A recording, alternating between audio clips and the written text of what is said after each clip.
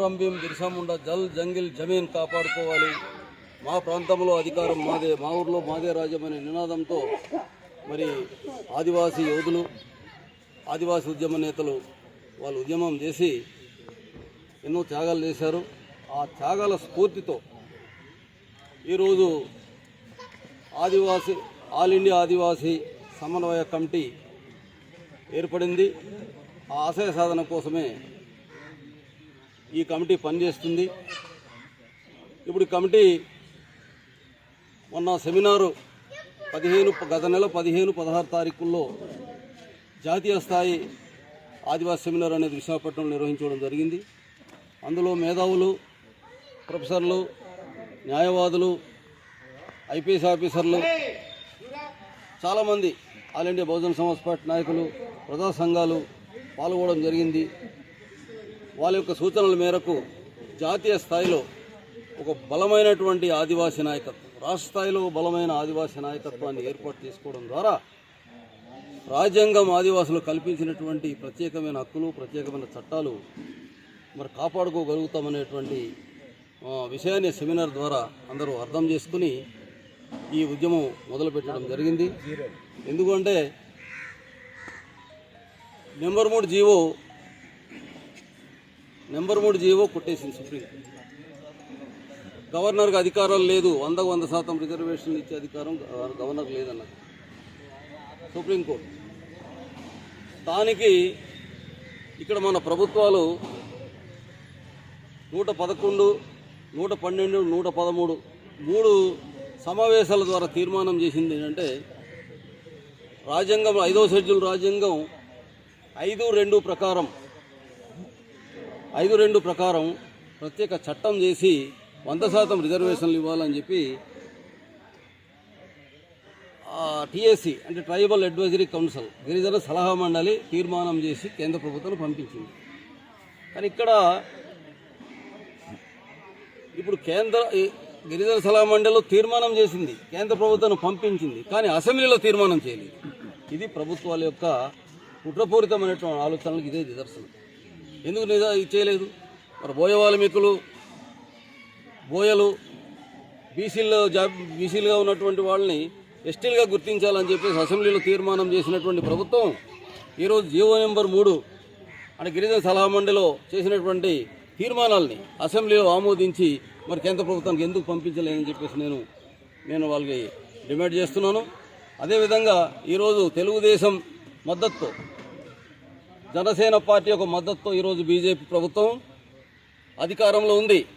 కాబట్టి వీళ్ళు తలుసుకోండి, ఇది నిమిషాల్లో పని.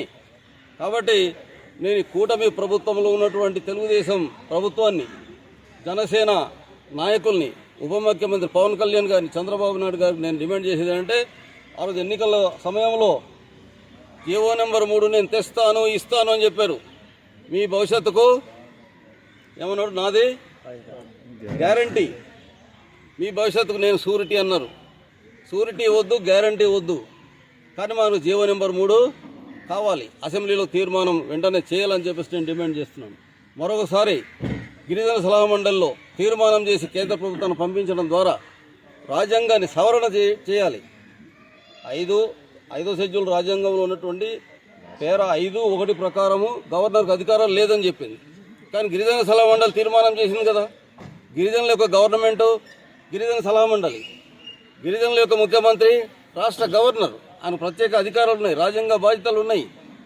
కాబట్టి మరి గవర్నర్ కూడా బాధ్యత తీసుకోవాలి, అసెంబ్లీలో దీన్ని తీర్మానం చేయాలి. కేంద్ర ప్రభుత్వం పంపించిన తర్వాత రాజ్యాంగ సవరణ చేసినట్లయితే ఖచ్చితంగా చట్టం అవుతుంది. 100% ఉద్యోగాలు మన ఆదివాసులు రావడానికి అవకాశం ఉంది. అది చేయాలి. ఆ గిరిజన సలహా మండలి ఏదైతే ఆ తీర్మానాలు చేసిందో, కేంద్ర ప్రభుత్వం పంపించిందో, దాని ప్రకారంగా ఇప్పుడు ఈ ఉమ్మడి కూటమి ప్రభుత్వంలో ఉన్నటువంటి తెలుగుదేశం, ఈ అధికారంలో ఉన్నటువంటి మన రాష్ట్రంలో అధికారంలో ఉన్నటువంటి తెలుగుదేశం ప్రభుత్వం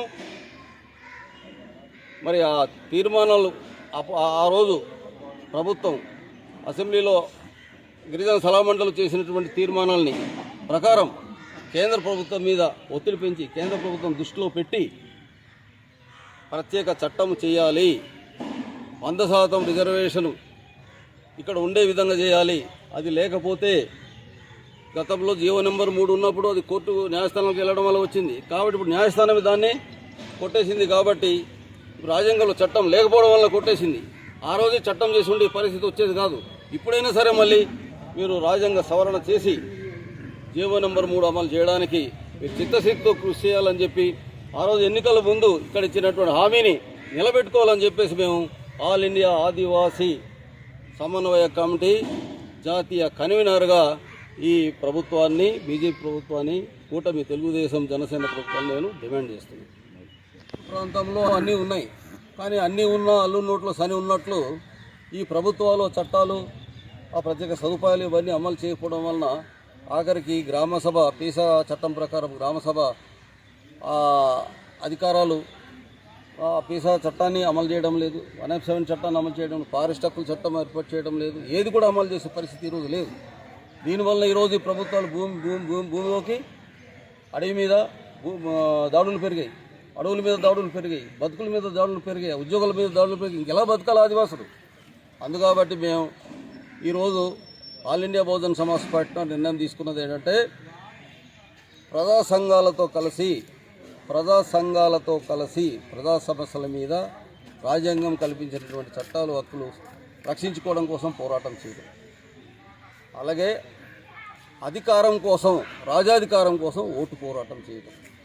మీరు పని చేయకపోతే మొత్తం దేశవ్యాప్తంగా కూడా ఆదివాసులను సంఘటితం చేసి మీకు ఆదివాసీ ప్రాంతంలో ఒక వార్డు మెంబర్ పదవి కూడా లేకుండా చేయడానికి మా సాయశక్తుల ఆల్ ఇండియా ఆదివాసీ సమన్వయ కమిటీ పనిచేస్తుంది. మీకు అధికారం నుంచి దించుతాం, అధికారంలో మేము వెళ్తామని చెప్పి ఈ సందర్భంగా మీకు హెచ్చరిస్తూ వెంటనే మా డిమాండ్ని దృష్టిలో పెట్టుకుని, ఆదివాసీ ప్రాంత ప్రజల యొక్క డిమాండ్ని దృష్టిలో పెట్టుకుని ఇక్కడ అశాంతి ప్రబలకుండా ముందే అశాంతి ఇది అన్రెస్ట్ ఉంది ఇప్పుడు ఈరోజు. ఎందుకు అంటే 100కి జీవో నెంబర్ 3 ఉన్నప్పుడు 100 ఉద్యోగాలు ఉంటాయి. ఇప్పుడు 100కి ఎన్ని ఉద్యోగాలు? 6 ఉద్యోగాలు. ఎంతమంది నిరుద్యోగులు తయారవుతున్నారు? 94 మంది.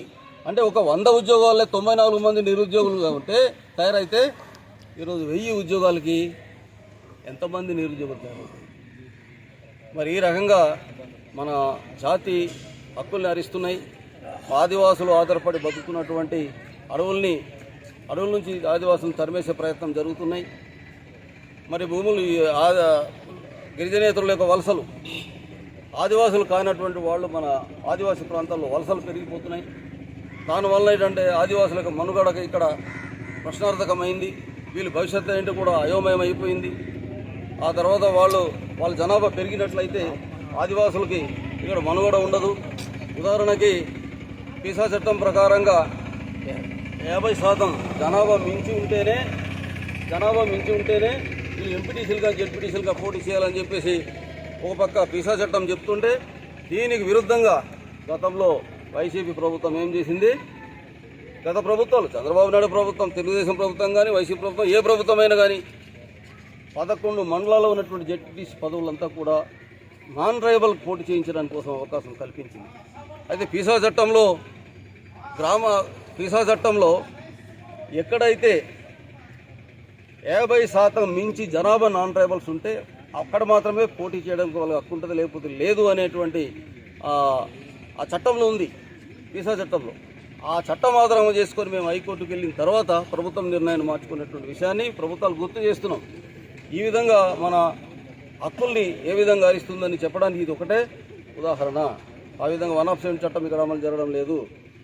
నాన్ ట్రైబల్స్ తాలూకా వలసలు పెరుగుతున్నాయి. వలసలు పెరగడం వల్ల మన జనాభా తగ్గిపోతుంది, వాళ్ళ జనాభా పెరుగుతుంది. ఆ తర్వాత 107 చట్టం అనేది ఇక్కడ 5వ షెడ్యూల్ ప్రాంతం అనేది ఎత్తేయడం కోసం పెద్ద మొత్తంలో ప్రయత్నం చేస్తున్నారు. ఆ విధంగా కొన్ని ప్రాంతాల్లో 5వ షెడ్యూల్ ప్రాంతంలో ఉన్నటువంటి నాన్ ట్రైబల్స్ ఈరోజు ఈ 107 చట్టాన్ని ఎత్తేయాలి, 5వ షెడ్యూల్ ప్రాంతం నుండి దీన్ని మినాయించాలని చెప్పేసి వాళ్ళు డిమాండ్ చేస్తున్నారు, ఉద్యమాలు చేస్తున్నారు. ఆ విషయాన్ని మరి దీన్ని దృష్టిలో పెట్టుకొని మా ఆదివాసులు అప్రమత్తంగా అవుతున్నారు, చైతన్యవంతులు అవుతారు, ఆలోచిస్తారు. ఓటుతో మీకు సరైనటువంటి గుణపాఠం చెప్పేటటువంటి రోజు కోసం ఈ ఆదివాసీ సమన్వయ కమిటీ పనిచేస్తుందని చెప్పేసి ఈ సందర్భంగా మీకు తెలియజేస్తూ జై భీమ్, జై ఆదివాసీ. కొమరం భీం ఆశయ సాధనకు, కొమరం భీం బిర్సా ముండా ఆశయాల్ని, కొమరం భీం ఆశయాల్ని పూలే అంబేద్కర్, కాన్శీరాం, కొమరం భీం బిర్సా ముండా ఆలోచన విధానమే ఆదివాసులకు శరణ్యం. జై భీమ్, జై ఆదివాసీ.